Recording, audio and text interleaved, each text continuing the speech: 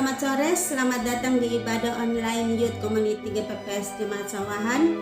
Apa kabar teman-teman? Saya yakin teman-teman tetap bersukacita apapun keadaannya sore hari ini, karena ada Tuhan yang selalu bersama-sama dengan teman-teman. Baik, walaupun kita melakukan ibadah kita secara daring, tapi saya yakin dan percaya itu tidak mengurangi esensi dari ibadah kita. Sore hari ini kita akan mendengarkan kebenaran firman Tuhan yang terambil di dalam 1 Korintus pasal yang ke-6 ayat yang ke-19 sampai dengan ayat yang ke-20. Demikian bunyi firman Tuhan.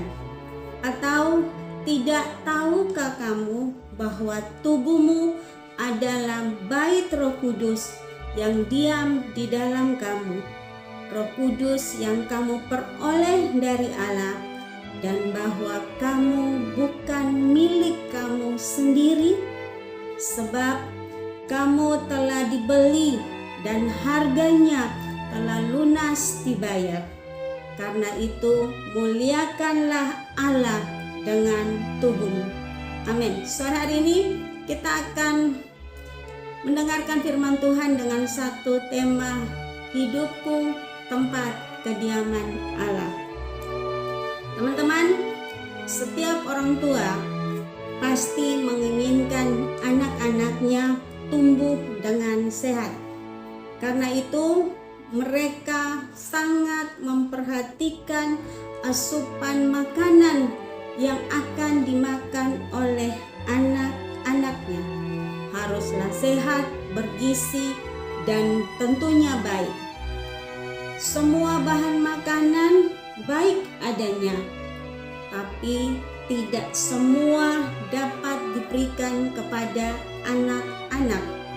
Misalnya, pada bayi yang belum bisa makan makanan keras, tentunya makanannya adalah air susu yang murni, yaitu air susu ibu. 6 bulan kemudian, orang tua akan memberikan kepadanya makanan pendamping ASI. Tentunya makanan tersebut tidak keras, tapi pasti lembut. Seiring berjalannya waktu dan tingkat pertumbuhan anak-anaknya, maka makanan yang diberikan kepada anak-anak akan disesuaikan dengan perkembangan tumbuh kembangnya. Nah, orang tua tahu bahwa tidak semua makanan atau bahan makanan itu harus diberikan kepada anak-anaknya. Harus memenuhi syarat bergizi, sehat, dan baik. Sama halnya juga dengan tubuh kita. Kita harus menjaga tubuh ini dengan hati-hati, dengan begitu rupa. Mengapa demikian? Karena aku bebas, tetapi kebebasanku bukan untuk berbuat dosa. Aku bebas menggunakan tubuhku, tetapi kebebasanku ini bukanlah kesempatan untuk berbuat dosa. Mari teman-teman perhatikan ayat yang ke-12 pada 1 Korintus pasal yang ke-6 ayat yang ke-12. Segala sesuatu halal bagiku. Penggalan kalimat orang Korintus yang dikutip dan dikoreksi oleh Rasul Paulus. Teman-teman, orang Korintus berpendapat bahwa segala sesuatu itu halal. Kata halal biasanya mengarah atau membahas seputar makanan. Padahal inti atau pokok permasalahan adalah lebih dari soal makan dan minum. Arti dari kata yang diterjemahkan menjadi halal itu sebenarnya artinya adalah diperbolehkan. Seharusnya terjemahannya adalah segala sesuatu bagiku diperbolehkan atau diizinkan atau sah menurut hukum. Jadi kata halal ini bukan berbicara tentang soal melainkan berbicara tentang suatu konsep boleh atau tidak boleh. Ternyata yang dimaksudkan oleh Rasul Paulus adalah bahwa kamu merdeka, kamu menjadi orang bebas di dalam Kristus Yesus Tuhan. Segala sesuatu boleh bagi kamu, tapi kamu harus memperhatikan hal-hal yang lain. Kebebasan menurut Rasul Paulus adalah bukan soal bertindak sesuka hati atau kesenangan diri sendiri, tapi yang dimaksudkan oleh Rasul Paulus bahwa orang-orang Korintus dan kita saat ini berada di bawah hukum kasih karunia dan tidak lagi terkungkung oleh hukum Taurat. Teman-teman, ternyata jemaat di Korintus masih mencintai hidup mereka yang lama, yaitu kesenangan duniawi. Mereka melakukan perzinahan dengan pelacur, melakukan percabulan dan lain sebagainya. Rasul Paulus mengatakan bahwa kebebasan Kristen tidak merugikan orang lain, melainkan harus membangun sesama. Itu sebabnya Rasul Paulus mengatakan bahwa segala sesuatu diperbolehkan. Bahwa dengan kata lain bahwa engkau bisa bertindak dengan apa menurut kebebasanmu, tetapi tidak semuanya berguna. Itu artinya ketika saya, teman-teman sekalian, bertindak bebas, kita perlu memperhatikan baik buruk dan akibat yang ditimbulkan, bukan hanya pada saya dan teman-teman, tapi akibatnya juga kepada kehidupan orang lain yang ada di sekitar kita. Itu artinya bahwa sebagai orang percaya, sebagai orang yang telah menerima kasih karunia Tuhan, karya keselamatan Yesus Kristus di atas kayu salib, saya dan teman-teman harus berhati-hati menggunakan kebebasan atau anugerah kasih karunia Allah dengan benar. Mengapa demikian? Agar kebebasan yang kita peroleh dari Allah, dari pembebasan dari dosa itu, tidak memperhamba kita, menjadikan kita budak dosa.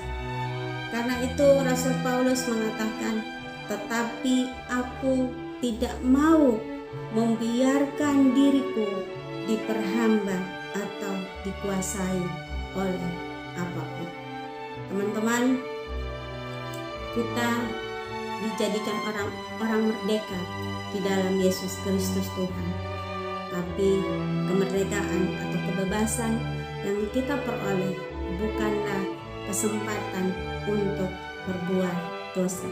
Oleh karena itu, sama seperti yang telah saya katakan tadi, sebelum kita bertindak, mari pikirkan apa akibatnya, apa dampaknya bagi saya dan bagi orang lain. Apakah itu merugikan orang lain atau tidak? Kalau itu merugikan orang lain, maka itu bukan kebebasan, tapi kita menjadi orang-orang yang egois dan kita menjadikan hidup kita kembali kepada manusia yang lama. Hal yang kedua, mengapa kita harus menjaga tubuh kita sedemikian rupa? Karena tubuh kita adalah milik kepunyaan Tuhan. Orang Korintus terjebak pada pemahaman filsafat yang mengatakan bahwa tubuh adalah sesuatu yang bersifat fana, tidak kekal dan akan binasa. Tubuh kita adalah tubuh berdosa yang akan binasa ketika kita mati, tubuh akan terpisah dari jiwa dan roh. Karena itu, pemahaman yang salah ini membuat mereka seenaknya dengan memuaskan tubuh dan tidak perlu dijaga. Mereka bisa melakukan hal-hal yang menyakiti hati Tuhan karena mereka berpikir, mempunyai konsep berpikir yang salah bahwa tubuh ini adalah sesuatu yang fana, yang binasa ketika kita mati. Karena itu sesuatu yang binasa ini tidak perlu dijaga, tapi mari bersenang-senang dan puaskan keinginan tubuh kita. Dan yang mereka lakukan adalah mereka melakukan percabulan dan perzinahan dengan pelacur. Teman-teman, akan tetapi kita harus ingat bahwa tidak ada satu orang pun manusia yang berhak mempergunakan tubuhnya sesuka hati, karena tubuhnya adalah milik kepunyaan Tuhan. Artinya bahwa tubuh saya dan teman-teman, Tuhanlah pemiliknya dan Dia berhak atas tubuh ciptaannya. Ayat yang ke-14 mengatakan bahwa Tuhan adalah Tuhan untuk tubuh. Ungkapan ini berkaitan erat dengan kebangkitan tubuh orang percaya pada akhir zaman. Karena penebusan di dalam Yesus Kristus tidak hanya menebus jiwa dan roh kita, tetapi tubuh kita juga. Jika Allah sangat amat menghargai tubuh kita, menghargai karya ciptaannya, maka tidak ada alasan saya dan teman-teman untuk membedakan penggunaan anggota tubuh kita. Saya dan teman-teman wajib dan harus menjaga tubuh kita agar tidak lagi diperbudak oleh dosa seperti pornografi, percabulan, atau berzinahan. Teman-teman, ketika kita melakukan hal-hal seperti ini, maka itu adalah dosa yang langsung bersentuhan dengan tubuh kita. Orang-orang yang berbuat dosa seperti ini adalah mereka yang tidak menghargai tubuh dan pencipta tubuh itu. Padahal saya, Bapak Ibu, saudara sekalian, dan teman-teman sekalian, kita telah dibeli dengan harga yang mahal, yaitu darah Yesus Kristus Tuhan. Karena itu, sama seperti yang dikatakan oleh Rasul Paulus di dalam surat Roma pasal yang ke-6 ayat yang ke-13. Dan janganlah kamu menyerahkan anggota-anggota tubuhmu kepada dosa untuk dipakai sebagai senjata kelaliman, tetapi serahkanlah dirimu kepada Allah sebagai orang-orang yang dahulu mati tetapi sekarang hidup, dan serahkanlah anggota-anggota tubuhmu kepada Allah untuk menjadi senjata-senjata kebenaran. Teman-teman, mari, karena kita tahu bahwa tubuh kita adalah milik kepunyaan Tuhan. Pemiliknya berdaulat penuh atas hidup kita.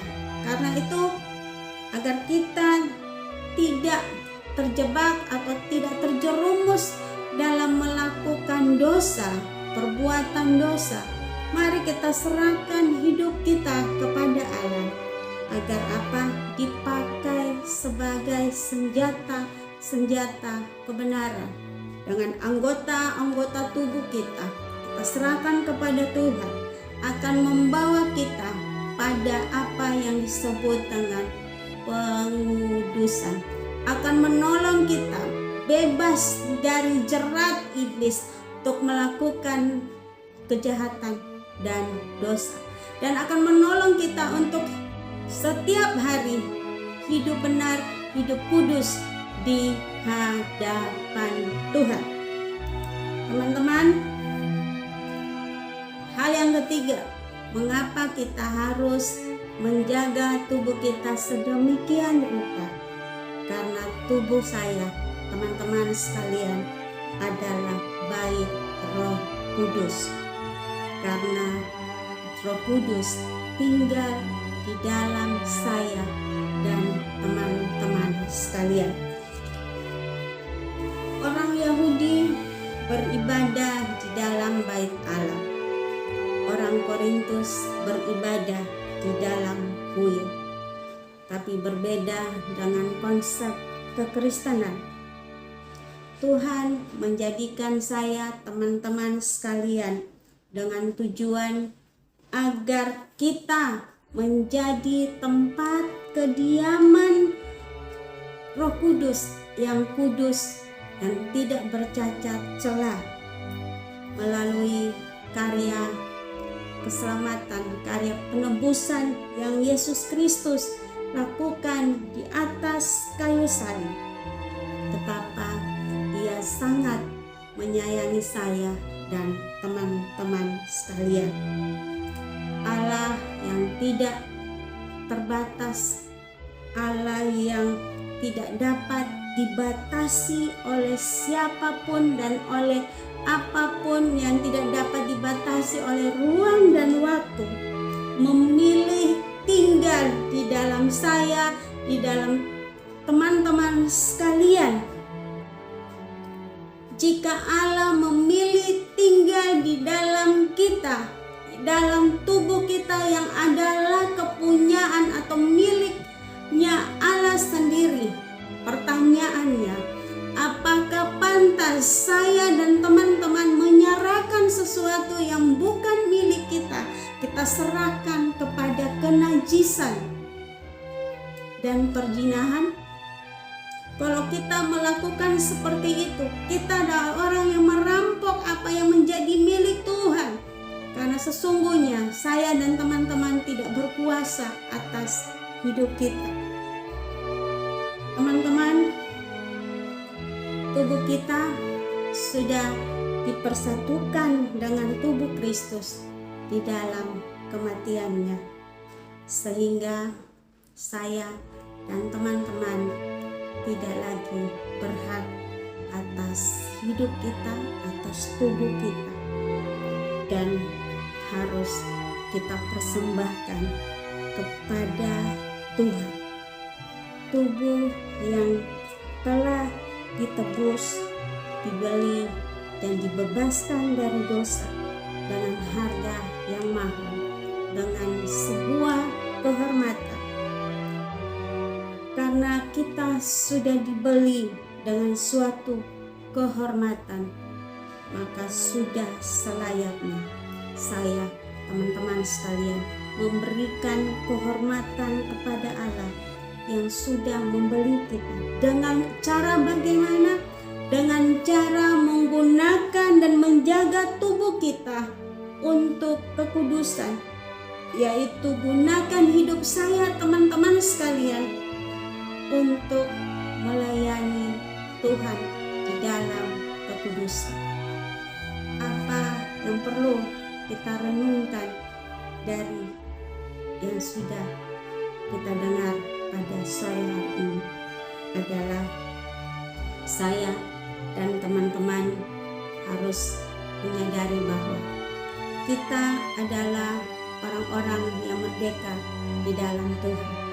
Tetapi kemerdekaan yang kita peroleh daripada Tuhan itu bukanlah kesempatan untuk berbuat dosa, tapi menjadi kesempatan bagi saya dan teman-teman untuk selalu berpikir bahwa untuk berhati-hati menggunakan kebebasan kita, bahwa apapun yang kita lakukan, tindakan apapun yang akan kita kerjakan lewat hidup saya dan teman-teman sekalian, mari pikirkan matang-matang, apakah itu memuliakan Tuhan atau tidak, apakah itu mendatangkan kebaikan bagi saya dan orang lain atau tidak, apakah itu merugikan orang lain atau tidak. Dan hal yang kedua, menjaga kekudusan tubuh adalah cara untuk Tuhan berdiam di dalam setiap orang yang percaya kepadanya. Menjaga kekudusan tubuh saya dan tubuh teman-teman itu bukan pilihan, tapi keharusan. Karena tanpa kekudusan tidak ada satu orang pun dapat melihat Allah. Hal yang selanjutnya adalah jangan rusak tubuhmu dengan terjerumus dalam hal-hal yang tidak berguna. Karena tubuhmu bukan milik kita. Kita hanya meminjamnya dari Tuhan. Kita gunakan selama kita hidup. Karena kita tahu siapa pemilik tubuh ini, maka sudah seharusnya saya dan teman-teman sebagai orang yang dipinjamkan tubuh ini, kita bertanggung jawab atas tubuh ini dengan merawatnya dengan baik-baik, hidup dalam kekudusan sebagai tanda kita menghormati sang pemilik hidup dan tubuh ini. Jika Allah sedemikian menghargai tubuh kita, mengapa kita harus merusaknya? Orang yang menghargai tubuhnya adalah tempat kediaman Allah. Tentulah ia tidak mempergunakan tubuhnya untuk melakukan hal-hal yang bertentangan dengan firman Tuhan, baik dalam pikiran, perkataan, serta perbuatannya, dan juga tidak merusak hidupnya dengan makan makanan yang bisa merusak kesehatannya dan juga tindakan melukai tubuhnya, apalagi melakukan kenajisan dengan tubuh. Sebab orang yang melakukan kenajisan dengan tubuhnya, ia melakukan dosa yang tidak berkenan di hadapan Tuhan. Mari kita sadar bahwa hidup saya, hidup teman-teman adalah milik kepunyaan Tuhan, tempat kediaman Allah. Maka kita harus merawat dan menjaganya sedemikian rupa. Kita hanya dipinjamkan tubuh ini selama kita hidup, dan jagalah agar Tuhan tetap berkenan menjadi tempat kediaman Tuhan yang kudus. Karena sekali lagi di akhir zaman nanti Tuhan akan membangkitkan tubuh orang-orang yang percaya kepadanya. Sekian, Tuhan Yesus memberkati. Mari kita berdoa. Bapa di surga, kembali kami datang ke hadapan hadirat Tuhan. Sungguh kami bersyukur betapa Tuhan baik bagi kami. Kami telah mendengar kebenaran firman Tuhan. Biarlah firman Tuhan itu Tuhan tanamkan dalam hati kami, bahwa kami punya tanggung jawab untuk menjaga tubuh kami. Kebebasan yang kami terima daripada Tuhan adalah bukan kesempatan untuk melakukan kejahatan dan dosa, tapi kesempatan untuk kami mempergunakannya menjadi kesaksian bagi banyak orang melalui hidup kami, melalui tubuh kami. Dan biarlah orang bisa melihat dengan jelas bahwa di dalam hidup kami, di dalam tubuh kami menjadi tempat kediaman Allah. Begitu nyata orang melihatnya dan mereka mempermuliakan nama Tuhan. Untuk memberkati teman-teman kami yang telah mendengar dan melihat tayangan ini dimanapun mereka berada, biarlah nama Tuhan semakin hari dimuliakan atas hidup mereka. Kami telah mendengar kebenaran firman-Mu, dan dalam kebenaran firman-Mu yang menuntun setiap kami menjadi pengingat bagi kami ketika kami menjalani hidup kami selama kami berada di dunia ini. Engkau juga memberkati teman-teman kami yang sudah mengambil bagian dalam pelayanan sore hari ini, baik itu song leader, worship leader, singers, pemain musik, multimedia, dan soundman, dan semua orang yang mengambil bagian dalam pelayanan sore hari ini. Tuhan berkati dengan berkat yang berkelimpahan daripada Engkau ya Yesus Tuhan, karena kami tahu bahwa jerih lelah kami, jerih payah kami di hadapan Tuhan tidak akan pernah sia-sia. Dan kami akan berpisah, biarlah kami pulang, kami berpisah kembali dari rumah kami masing-masing dengan damai sejahtera daripada Allah Bapa, kecintaan daripada Yesus Kristus, dan persekutuan dengan Roh Kudus ada menyertai kami sekalian mulai hari ini sampai Maranatha Tuhan Yesus datang kembali. Dalam nama Tuhan Yesus kami berdoa dan mengucap syukur. Kami menutup ibadah ini. Haleluya. Amin.